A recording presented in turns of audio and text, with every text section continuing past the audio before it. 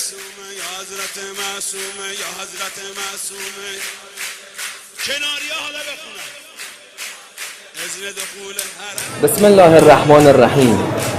السلام علیک یا سیدتی و مولاتی یا فاطمه المعصومه بنت الامام موسی بن جعفر و رحمت الله و برکاته.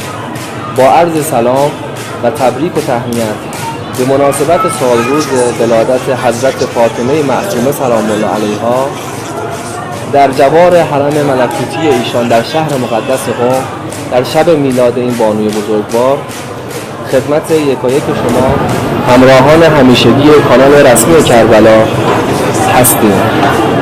انشالله به زودی زود زیارت این بانوی بزرگوار قسمت و روزی شما عزیزان بشود.